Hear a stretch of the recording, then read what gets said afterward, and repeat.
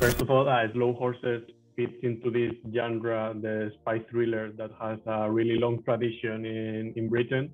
So in which ways do you think that it stands out or subverts the usual cliches of the genre? I mean, it's to us it stands out because it completely subverts what I think everybody would expect from a spy novel or film. You don't really see a lot of this over 6 episodes. Normally they're big, so they're just films. So there's also far more opportunities to go into the characters, which you don't really get in films. And all you will see in spy films is the spy in action. Whereas this... Who doesn't make much of a mistake. Never makes a mistake, whereas this is all the mistakes, but with still the exact same intentions. So it's just a fascinating way to look at something that most people still don't know anything about. Very purposely, we're not allowed to.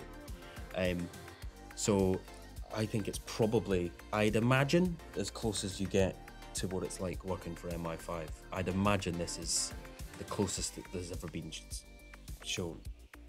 Yeah, like, I remember once having done Tinker Tailor, I remember once having a conversation with John le Carré, who had been a spy, and I think he was in Berlin or something, and I asked him about what was it like. I said, what was it like to be a spy? And he said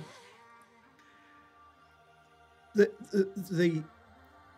you were always waiting for the shoes on the stairs because your cover was blown.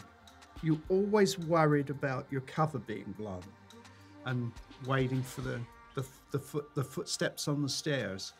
He said, but there were huge gaps of just nothing, doing nothing. You know, he said it was mind-numbingly boring at times. Like being an actor. Yeah, and you're playing a role, and you go and they establish you, and you have a name and an identity and a job, and you know you're doing very little spying. It's constant paranoia. And constant paranoia. It's been knackering.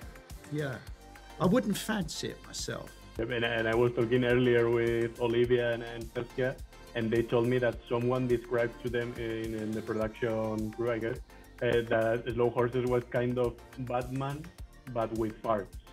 So I wanted to know that for you, as actors, how was it to build characters in this so different world? Arkham. You know, bat sign, you just hear that. That's on the streets of Gotham. I don't know, Batman He's with coming. farts. Yeah. Well then, I guess then I've stepped. I'm in both worlds. Well, I'm glad, yeah, because that is what we were going for. That was the MO, wasn't it? Yeah. It was Batman with farts. So I'm glad someone's finally picked up on it, to be honest with you, because we worked hard at that. Yeah. Oh dear.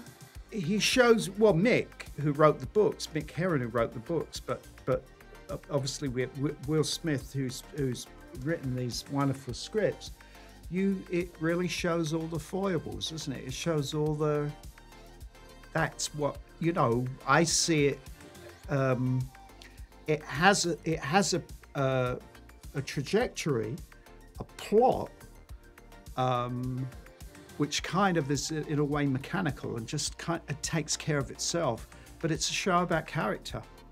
I think it's a character piece, a 6-hour character piece of these very damaged, incredibly good-looking characters. Yeah, all of us. Well, there's really only one good-looking character, isn't there? Yeah.